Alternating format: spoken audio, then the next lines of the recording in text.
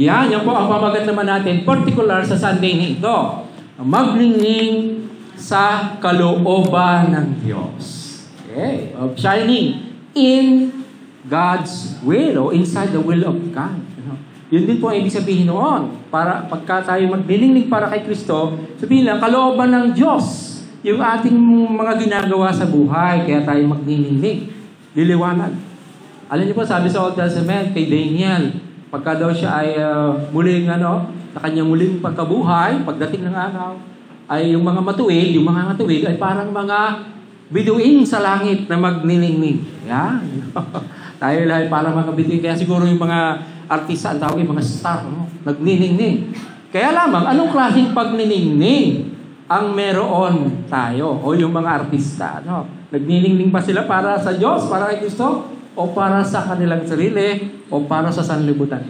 Yan, gusto ko natin ma-differentiate yun. Kaya naman, ang buod po ng ating mensahe ito. Basahin po natin kung nababasa nyo dyan. Go!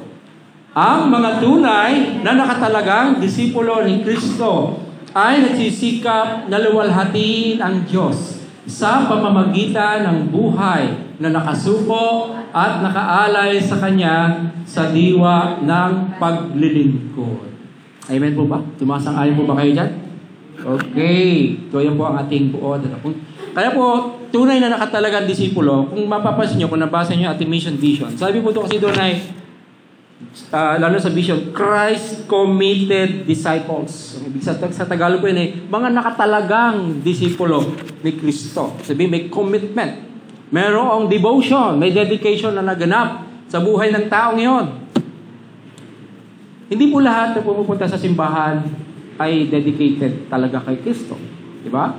Minsan, nakasanayan na lang nila, naging kaugalian naging tradisyon, kinagis na pumupunta sa simbahan. Ang pagiging nakatalaga kay Kristo na isang disipulo niya ay makikita po sa pang-araw-araw na buhay. Amen po ba? Hindi lamang po pag-aaraw ng linggo, kundi kung paano niya pinamumuhay yung mga aral ni Kristo sa kanya pang-araw-araw na buhay. Yan naman, ito po ang ating unang, ang tanong muna ay, paano tayo makapagniningning sa kalooban ng Diyos? Ano nga ba? Paano ba tayo magniningning sa kalooban ng Diyos? Una, ialay at italaga ang buong katauhan kay Kristo. Ialay at italaga ang buong katauhan. Sabi yung buong pagkatao natin, whole being. Sabi nga po doon sa talatang 1, kaya nga, mga kapatid, sabi po ni Apostol Pablo sa mga mananampalataya na nasa sa Roma noong panahon yon, alang-alang sa masaganang habag ng Diyos sa atin. Ako'y nakikiusap sa inyo na ialay ninyo ang inyong sarili bilang isang handog na buhay, banal at kalugod-lugod sa Diyos. Ito ang karapat-dapat na pagsamba ninyo sa Diyos. Alam niyo po, si Pablo, siya nga po yung naging apostol din. Tinawag din siya ng ating Panginoong Kristo. Kaya niya sinasabi yan sa mga taga-Roma, yung mga mananampalataya doon, nakakilala rin kay Kristo. At dahil siya mismo nag-aalay ng kanya sarili kay Kristo.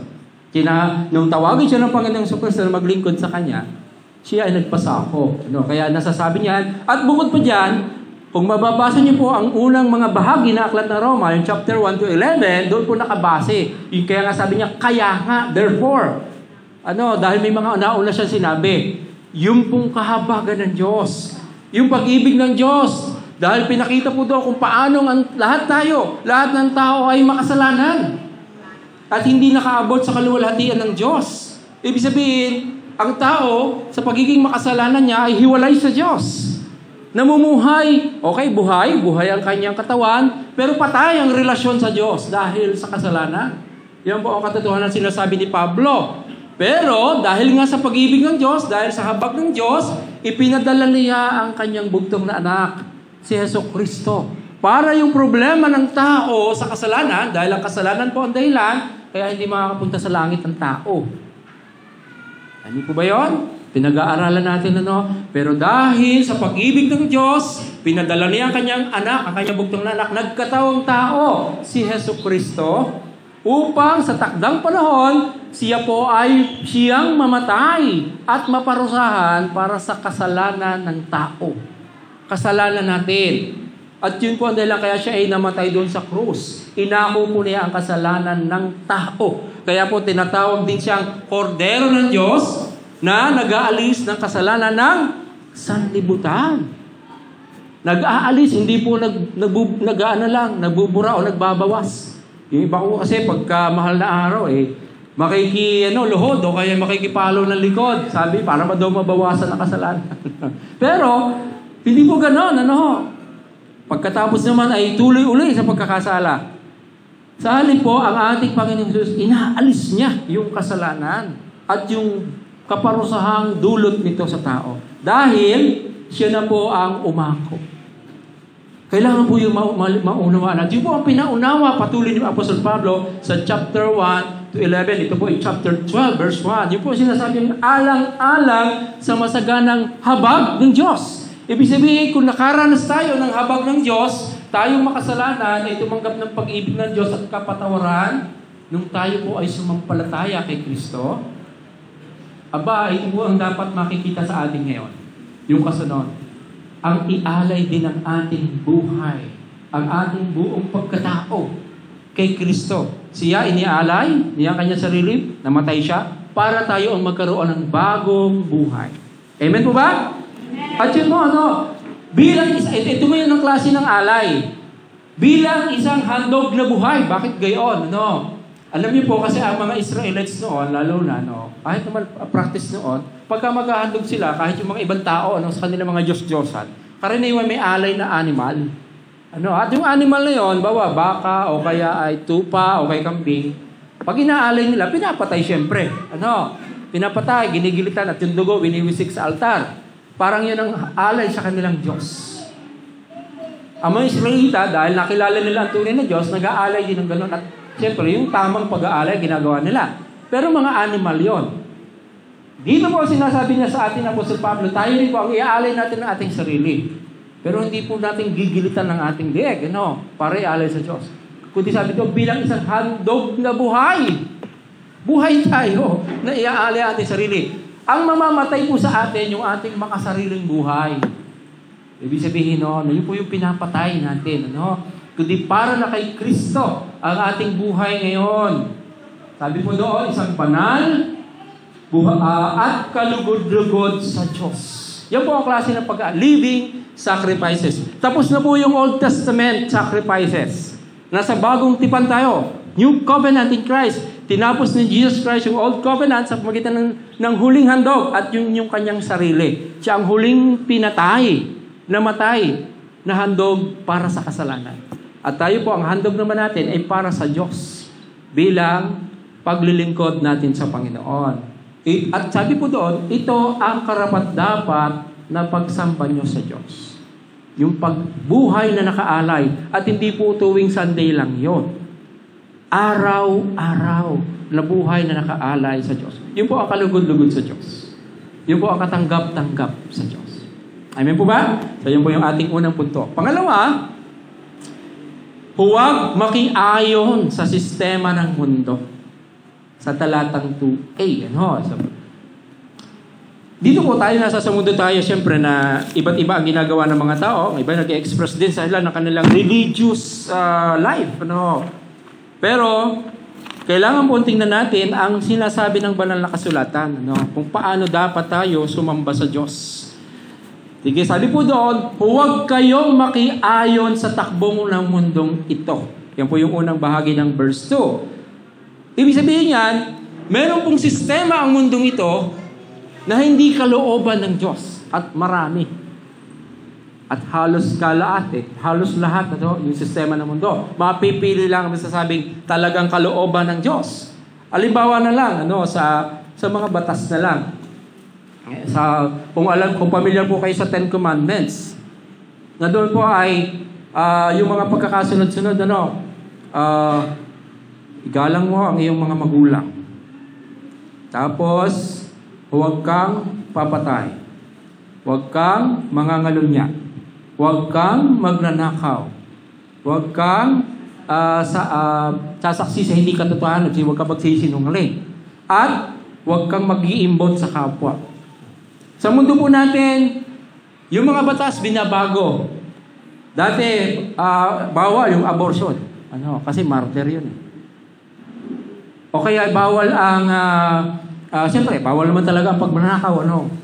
Okay yun, pa rin. Yung sabihin nating, mga pag-aasawa na hindi kalooban ng Diyos, kagaya ng same-sex marriage. Yan, mga isinulong na po yan. At yung abortion nga, na sa ibang bansa, lalo na sa Amerika at sa Europe, na ginawang sa ibang states ay legal. Pero yun po ay murder. Pagpatay. Ang ginagawa po ng tao, sabi karapatan ko ito, sarili ko itong katawan. Pero, sino may bigay ng katawan? At sino ang merong utos? So, yun po yung mundo. Marami pong sumalungat na sa utos ng Diyos. At ilan pa doon, mahirap, marami kung isa-isahin natin. Pero yun po yung takbo ng mundong ito. Sumasalungat sa kalooban ng Diyos at dahil sa hindi nagpapasakop nga sa mga utos ng ating Diyos. Ganon din ang sinasabi po din, huwag tayong makiayo sa sistema ng mundo, yung tinatawag sa English na worldliness, makasanlibutan. Halimbawa, kung kayo po ay nakapanood ng opening ceremony ng Paris Olympics, kung kayo nakapanood, makikita niyo po doon kung paano pinortray nila ang Lord's Supper. Yung banal hapunan ng Panginoon Jesucristo na merong 13 lalaki, kasama ang Panginoon, parang kasama ang Panginoong Jesucristo daw, parang gayon, na nasa sa mahabang hapag, nakaharap doon sa audience, na mga nakasuot ng pambabae. Napanood niyo po ba yun? At iba't iba tsura, siyempre, yung kakapal ng makeup, yun po ay mockery.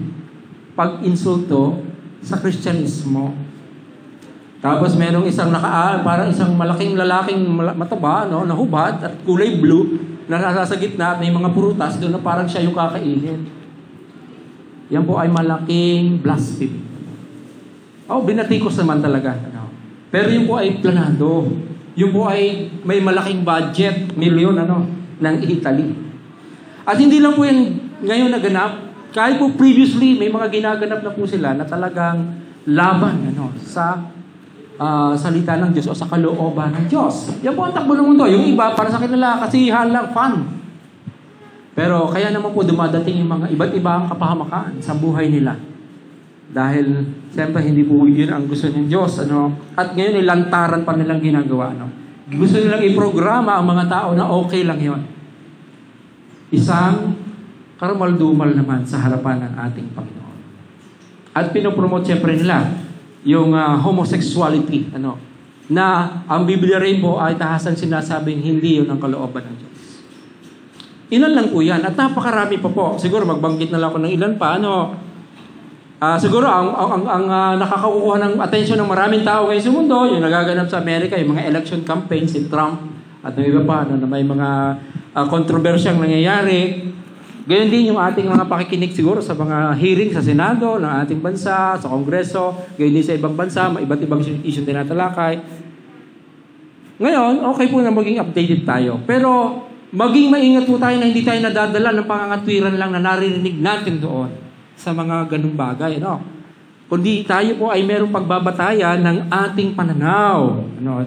At yun po ay ang salita ng Diyos. Ang isa pa po na sistema ng mundong ito na siyempre usong-uso sa ating panahon, yung social media, siyempre nandiyan. Meron po yung pakinabang, yung internet, yung mga gadget natin sa mabilis na komunikasyon. Pero nagagamit din po yan, siyempre ng masasama. Yung mga advantages na yun para sa kanila namang mga krimen na gustong gawin. Kaya maging maingat po tayo doon. At doon po yung kung kayo po ay hindi familiar dito, yung tinatawag na worldwide information gathering. Alam niyo po ba na yung mga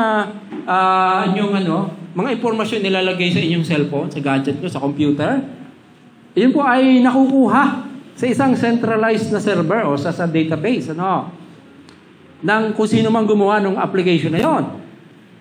Ako po ay may kaunting knowledge sa computer o sa programming, kaya familiar po ako doon. Meron po isang dating member ng NSA, basta isang tungkol sa information ng Amerika, ang pangalan ni Edward Snowden, na binulgar po niya yung talagang mga bagay na kahit niya parang patay ang iyong cellphone, yun po ay pwedeng buhay, narinig yung iyong audio, nare-record. at napipidback doon sa central server nila. O kaya ay ang iyong computer, kahit para patay, pero may buhay yan. Kasi may battery sa loob. Natataka ba kayo, kahit patay, bakit may natanggap na mga signal ng buhayin mo? Kasi may mga yan. Ibig sabihin lang, meron pong ganon. At gusto nilang makuha yung mga impormasyon ng mga tao sa mundo. Maging maingat po tayo sa basta paglalagay na ating mga kompletong impormasyon, yung profile mo, sa iyong mga Facebook, Kasi yung po ay ipinagbibili, pwede ipagbili po yung mga impormasyon na yan sa mga grupo ng nagko-commercial. Kaya kung tatakbo ko kayo, may mga sumusulpot ng mga commercial sa inyong gadget na parang yung mga paragang na gusto mo, yung mga tungkol sa mga produktong ganito. Kasi nag-enter ka ng mga gano'n. Ang point ko po, maging maingat po tayo. Pwede rin ipagbili po yun sa mga masasamang tao para malaman ng mga nagaganap sa iyong buhay. May itinerary ka ba? May pupuntahan ka? At tapos, wala sila sa bahay ngayon. Pwede nating puntahan ang bahay. Ako po, yun po yung mga practical implication noon. Kaya maging maingat po tayo sa pagbibigay ng mga detalyadong impormasyon sa ating mga social media account. Dahil po ang takbo ng mundo ngayon. Ang magkaroon po sa magitan ng computer, makuha yung mga data ng mga tao at either magamit para sa kaayusan ng tao or against them. Kaya isa lang po yun na dapat nating pag-ingatan, lalo na po yung, siyempre, agenda po ng World Economic Forum at ng WHO, yung World Health Organization, na kumuha nga ng mga ganyang detalye sa mga tao para mapag-aralan nila. Huwag po tayo makiayon sa takbo ng mundo ito. Kundi, ito po ang patatlo natin, patuloy na panibaguhin ng kaisipan sa pamamagitan ng aral ni Kristo. Yun po ang dapat gawin natin. Okay, hindi naman natin maiwasang ma-expose tayo sa mundong ito, sa mga prinsipyo ng mundo, sa mga aral nito, sa mga katuwiran nito. Pero bilang mga anak ng Diyos, ang ibig sabihin po na tayo nakaalay kay Kristo, ang pipiliin nating pagmumulan o source ng ating paniniwalaan ay ang salita ng Diyos. Kaya sabi po doon, sa halip, hayaan ninyong baguhin ng Diyos ang inyong pag-iisip upang maunawaan ninyo ang kanyang kalooban. Yun po, Tayo po ay na-orient. Pamula na tayo isilang dito sa mundo ng maraming bagay na galing dito sa mundong ito.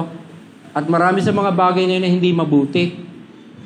Kundi inuudyakan tayo na maging makasarili. Na ang isipin yung ating sarili lang kapakanan.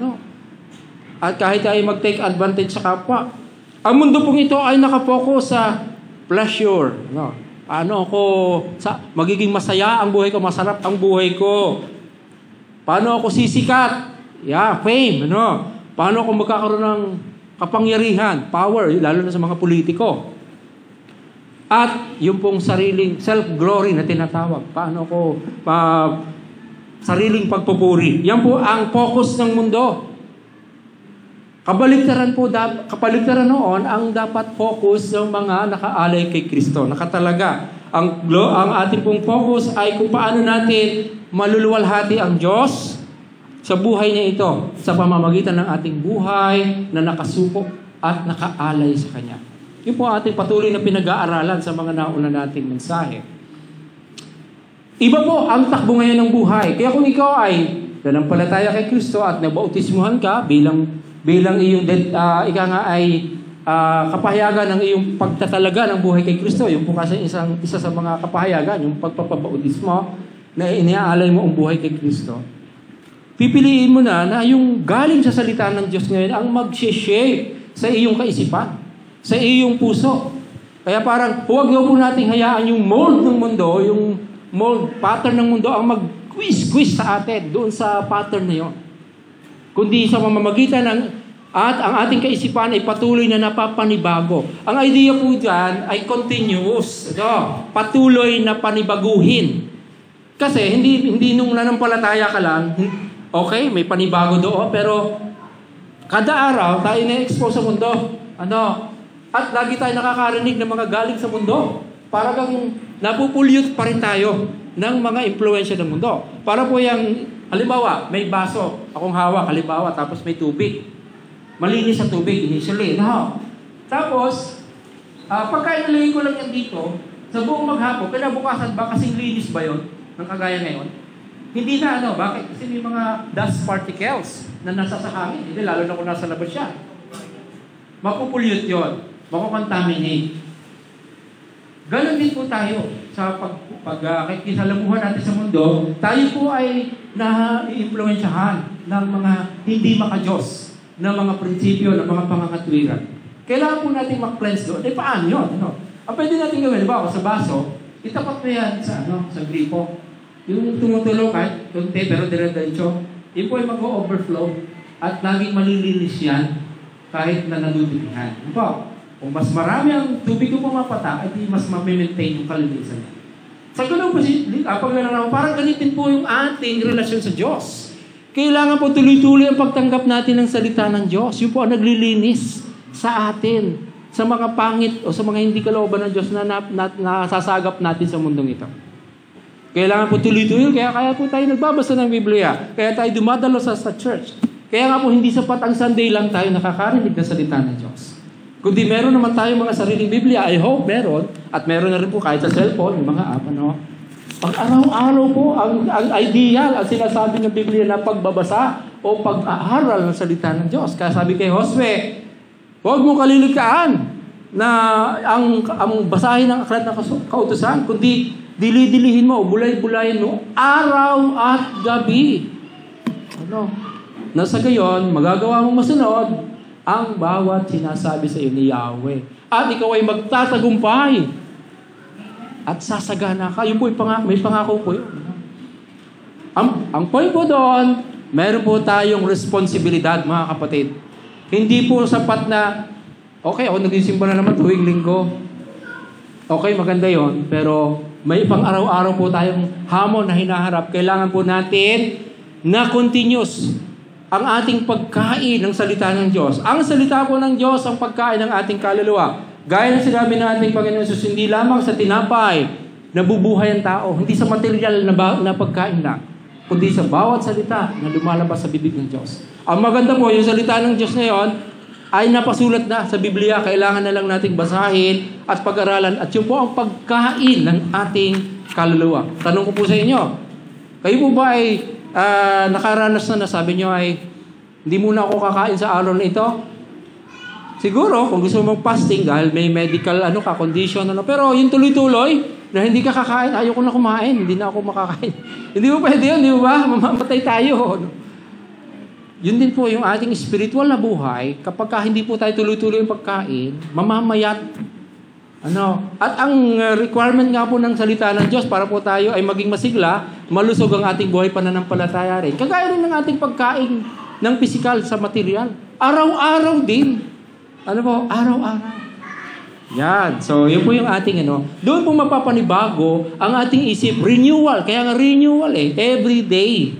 Every day nire-renew. Nalilinis tayo. Kaya po ng alon sa dagat. Kahit maraming basura sa maghapon, sa umaga natitipon sa isang tabi. Tara nalinis ulit. Ganun po ang ginagawa ng Diyos sa atin. Kung tayo lamang ay laging makikinig o magbabasa, mag-aaral ng kanyang salita. Amen po ba? Amen. Okay, at dahil po doon, kung gagawin po natin yon, ito po magiging dulot. Sabi po doon sa huling verse, bahagi ng verse, sa gayon, magagawa ninyo kung ano ang mabuti, kalugod-lugod at ganap na kalooban ng Diyos. At dahil doon, magniningning ka sa kalooban ng Diyos. Magniningning ka para kay Kristo. Dahil alam mo ang kalooban ng Diyos ay di yun ang gagawin. Yun ang pwede mong magawa. Kung ano ang kalooban ng Diyos. Abay, kalooban pala ng Diyos na ako ay sumamba sa araw na ito kasama ang mga kapatiran.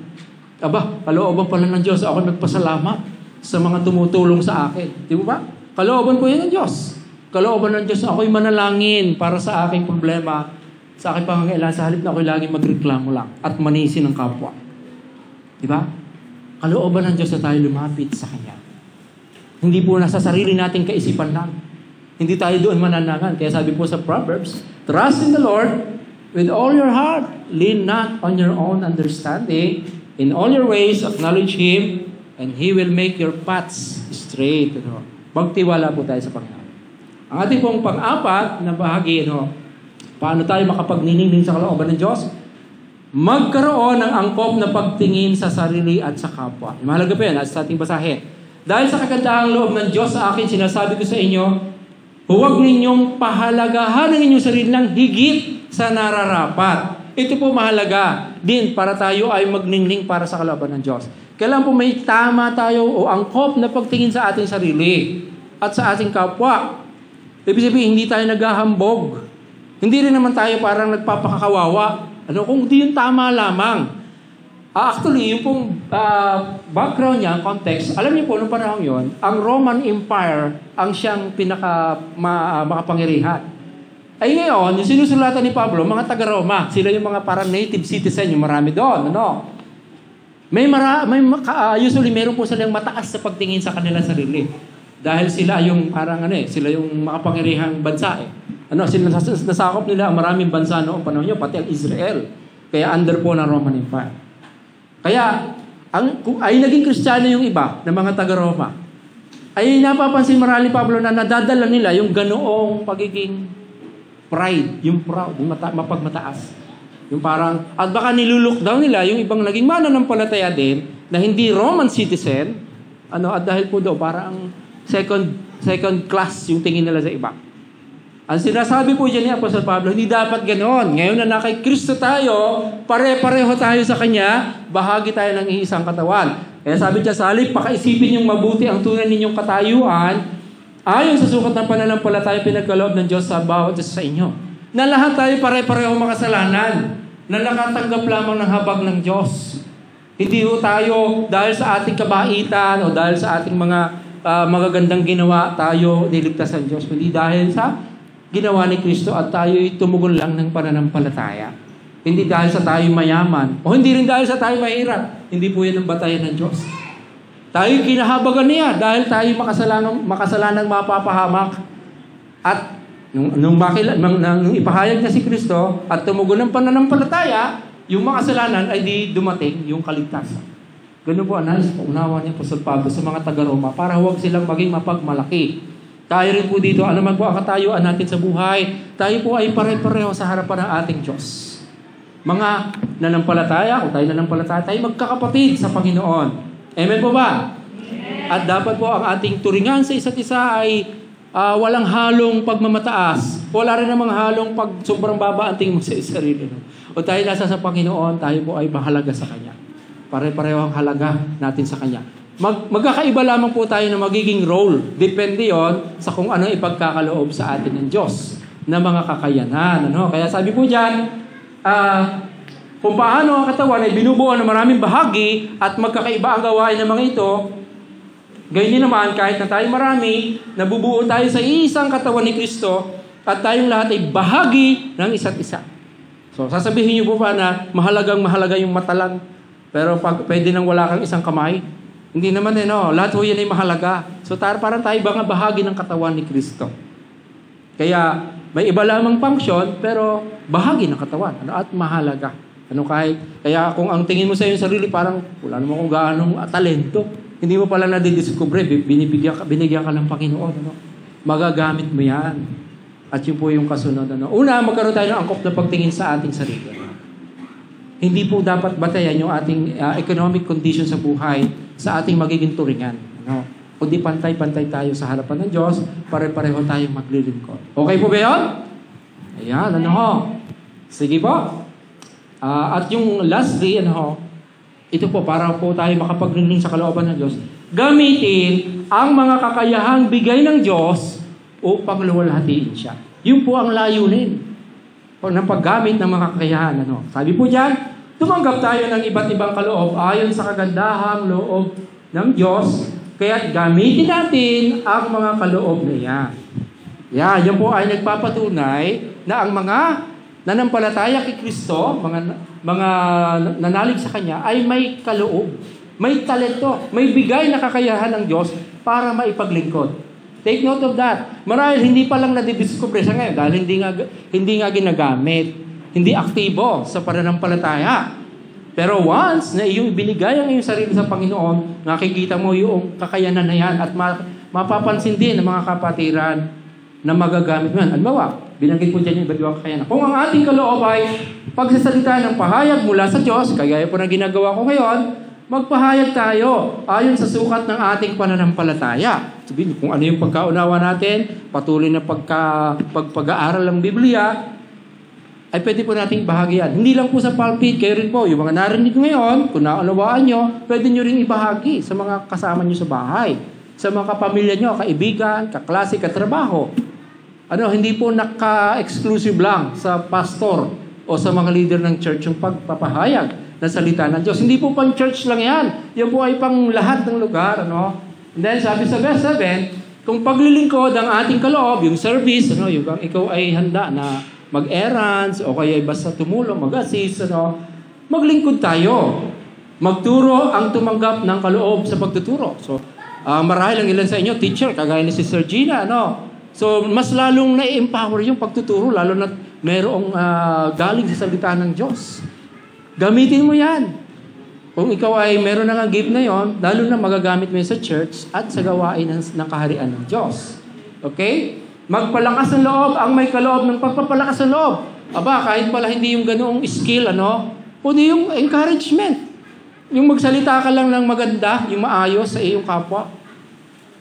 Uy, naman? Ang sigla mo naman ngayon. Ang ganda mo naman ngayon. Be sure lang, totoo yung sinasabi nyo, sabihin, lahat naman tayo ay maganda sa paningin ng ating Panginoon. Sabihin lang yung hindi flattery. Kundi tunay na pagpuri, tunay na pag-commend. Ang sipag mo naman, salamat sa iyong pagtulong. Encouragement. Kung nalulungkot, ang pwede ko maitulong sa iyo. Yung ganong bagay, alam mo, parang pinagbagsakan ka ng langit at lupa, pero meron pang maluwag na lugar dito. Dito tayo, at magkape muna tayo. Parang gano'n. And then, pakinggan mo siya sa kanyang mga nararanasan. Yan po, encouragement. Yan po ay una, siyempre, sa mga leaders ng church, dapat nadoon yung pag-encourage nila sa mga ushering, kung may magkakaroon tayo ng mga usher, pag-encourage. At siyempre, pagpapayo, yon bahagi po yun ng encouragement sa ating mga kasama sa bahay o kasama sa komunidad. Kung pagbibigay ang inyong kaloob, magbigay kayo ng buong puso. Ito naman, kung pinagpapala po tayo ng Panginoon, maaari tayo makatulong sa ating kapwa. Sa nangangailangan. At maaari din tayong tumulong sa gawain, lalo na ng Panginoon. Para isulong ang kaharian ng Diyos. Para marami pa ang makarinig ng kanyang salita. At sabi po doon, ay talagang buong puso. Sabihin kayo masaya. Na gawin iyon. Kung pamumuno naman, mamuno kayo ng buong sikap. Yung mga leader, may mga leadership skills. Yun. Kailangan na gawin ng buong sikap. Kasi ang leadership po ay hindi gano'ng kadali. Kailangan meron diyang pagtitiis at determinasyon. Dahil iba't iba ang taong pinamumunuan. Hindi lahat ay madaling sumunod. Kundi kailangan ng katyagaan, kailangan ng pag-ibig, ng pagmamahal. And then, kung pagkakawang gawa ang inyong kaloob, charity, gawin yon ng buong galak. Yung kaugnayan ng pagbibigay, pagkakaloob, pagtulong sa kapwa. So, ilan lang po yan sa mga binanggit. Meron pa mga iba na mga kaloob. Ilan lang yan sa mga naunang binanggit. Kung mabasahin po natin ng Biblia, lalo ng Korinto, doon po may mga iba't iba pang gifts. Spiritual gifts o mga talents na ipinagkakalob sa iyo ng Diyos. Sa musika, sa pagtuturo, sa pangunguna, sa pagpapala sa kapwa, pagbibigay, sa pag-assist, iba't iba pa. Kaya atin pong ialay. Gamitin yan. Ang mahalaga, gagamitin. At hindi po natin itatago. Kapag daw po ang isang gamit, halimbawa asarol o kutsilyo, tinago mo lang. Ano mangyayari doon? Kakalawangin, at hindi mo na magamit ng ayos. Kailangan pong, habang ginagamit natin yung ating kaloob, parang kagaya ng kutsilyo, tatalas pa rin at tatalas. Magiging sharp, mas magiging epektibo. At dahil nare-refine. So yun po yung pangangailangan. Bakit kailangan natin gamitin? Huwag po nating ikahiya. Huwag tayo mahiya na gamitin ang ating kaloob. Kung hindi pa natin masyadong natitiyak kung anong kaloob natin, pwede naman tayo magtanong o kaya pwede natin subukan sa pamamagitan ng pag-involve sa gawain, kung may fellowship dito, kung mayroong mga pagtitipon, pwede kang mag-volunteer, pwede ba kumanta? Pwede yun, O kaya ikaw i-assign, ikaw ang magbasa ng Biblia, o ikaw ang mananalangin, o ikaw ang magluluto, o ikaw ang mag-aayos sa silya. Ang paglilingkod po ay hindi yung hanapin natin yung parang kapansin-pansin agad. Kahit po yung hindi nakikita.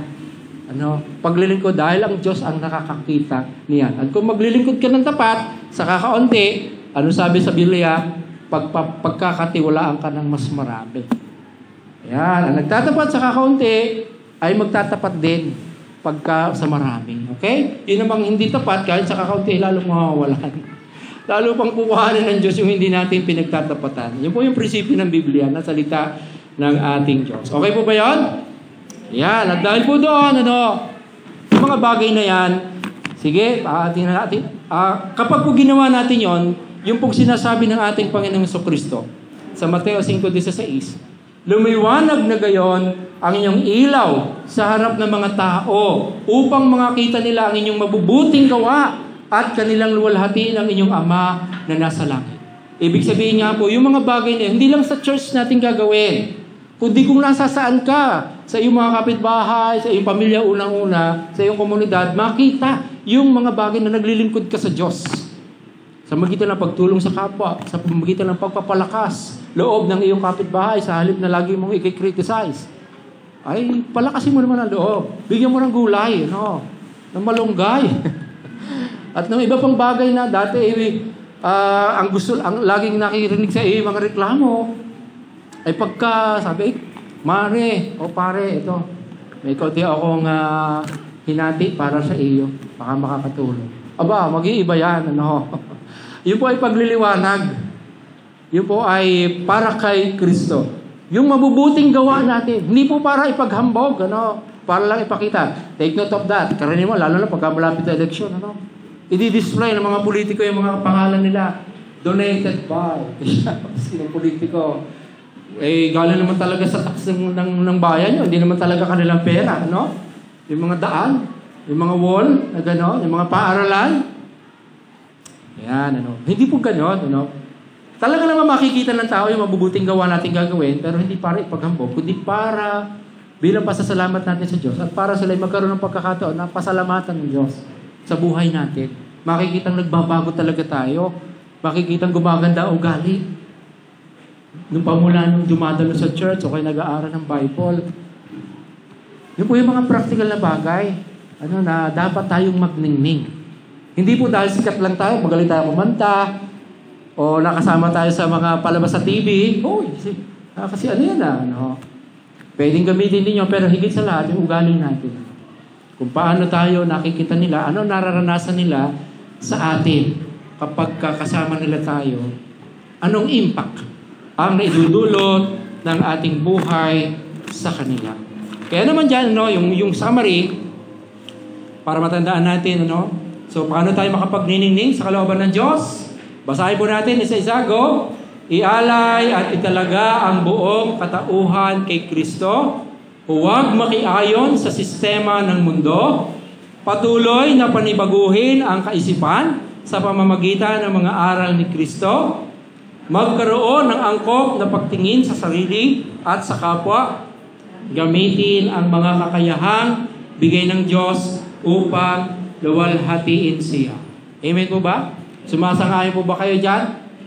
Yan po ang ating gagawin para magliwanag o magningning tayo para kay Kristo. Kaya ito po ang ating pagsusuri at hamon. Personal ito, Una, nagniningning ka ba sa kalooban ng Diyos? O sa sistema ng sanlibutan? Magkaiba po yan, Shining ka ba? Para saan? Para sa Diyos ba? O dahil para maging sikat? Para makilala ng mga tao, maging popular? Hangaan? Minsan, hindi naman talaga maiwasan yun na hangaan ka ng mga tao dahil sa iyong mabubuting gawa dapat. Pero hindi dahil lang sa mga katangian mo na para sa sarili lang. Ang mundo nga pong ito ay doon nakafocus kasi yun ang gusto nila kung paano sila hangaan, paano sila yayaman, paano sila magiging makapangyarihan, paano sila papupurihan. Yan po ang mundo. Sabi ng Panginoon Hesus sa kanyang mga alagad, ang mga tao sa mundong ito, gusto sila ang paglingkuran.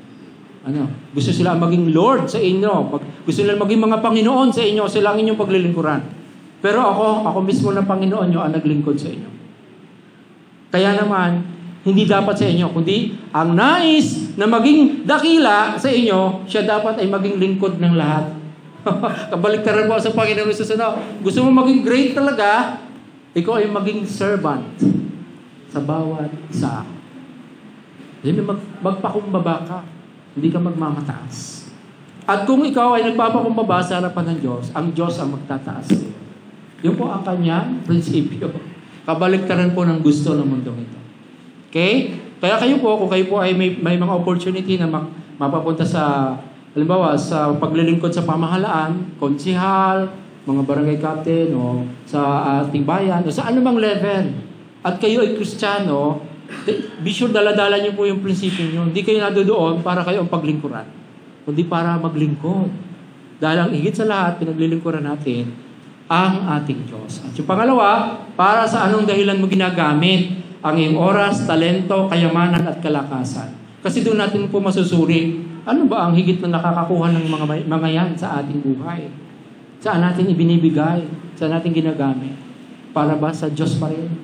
O para sa sarili lang, sa mga kalayawan sa mundong ito? Sipin po natin, yung mga bagay niya. At ito po ang hamon talaga, yung pangatlo. Patunayan ang iyong pagtatalaga kay Kristo sa pamamagitan ng iyong tapat na pagsunod at paglilingkod. Doon po talaga natin makikita. Tayo nga ay nagnininig para sa kalooban ng Diyos, para kay Kristo. Tapat ka ba sa pagsunod? Ang una na lang, halimbawa, ako may nagagalak na tayo minabautismuhan last Saturday. Hindi itong kahapon, kundi last Saturday. At kasama natin sila, maraming iba sa kanila ngayon. Sila po ay unang kapahayagan ng pagsunod kay Kristo bilang Panginoon. At sila bilang disipulo. Kung kayo po ay nanampalataya na, alam niyo nanampalataya na kay Kristo, pero hindi pa kayo nababautismuhan, yun po ang kasunod. Nakapahayagan na pagsunod kay Kristo. Tayo po ngayon, nag-set na po tayo na every last Saturday, yun po ay schedule ng baptism.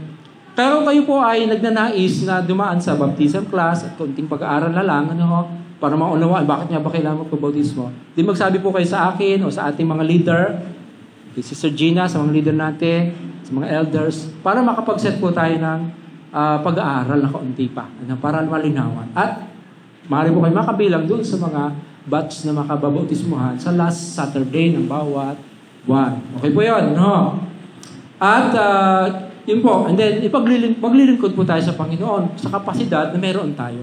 At tayo naman po magkakaroon ng mga training para lalo pang lumitaw kung ano ba yung ating gift na bigay ng ating Panginoon. As a church, tayo po ay isang pamilya. Isang pamilya ng Diyos. At siyempre, pag pamilya, tayo po ang magtutulungan. Tayo po ang mag-aalagaan sa isa't isa. At ang ating pong gabay ay ang salita ng Diyos. Dahil ang ating pong talagang pinuno ay hindi po ako, kundi ang ating Panginoong Hesukristo. Ako po ay makikinig lamang sa Kanya kung ano ang nais niya. Buhat din sa Kanya salita. Ito naman ang ating objective na batayan. At ako naman po ilaan, kung meron namang parang makikita kayo, parang hindi yata talaga gayon ang turo ng Biblia, ako po ilaan na inyo pong i-correct din. Pakinggan ang inyong mga sasabihin. Kaya isa ko pong balak din, ako may makikipag-ugnayan din sa CBCE, kung ako pwede na rin na maki-fellowship na kanila bilang representative ng Bolo. At kung ako naman ay imbitahan din ng Mother Church sa Nehemiah, adi ako dadalo din. Pero hintayin ko yung invitasyon nila. Okay, at maging kung may gawain din ng APCO at pwede tayo mag-represent doon, edi sasama rin po tayo. Kasi gusto ko maging accountable sa iba pang mga kapastoran, pakinggan sila. Pero ultimately, bawat isa naman po sa atin na magpapasya kung paano tayo tutugon kahit sa ano man narinig natin. Ganun po yun. Ako po ay naniniwala na tayo po ay may sariling kapasyahan. Kaya nga po nagkaroon ng kasalanan dahil may sariling kapasyahan ng tao. At pwede po tayong sumunod o sumuway sa ating nalalaman, sa ating mga narinig. Pero ang nais po ng Diyos, tayo sumunod. Tayo po ay piliin natin na maging masunurin sa ating Panginoon. Amen po ba? Amen. Dahil po dyan, nais din ko rin po makasama dito sa unahan yung ating mga leader, church leader, ministry leaders, at ang worship team. May isa pa kami nga awitin para sa inyo, at para sa ating Panginoon, nakapahayagan na nais namin maging mga daluyan ng pagpapala. Punta na po kayo dito, mga leaders, mga church leaders, ministry leaders, yung po mga nag-practice. at talagang nadiskubre kung pasaan ang boses. Pero tayo po ay aawit para sa Panginoon.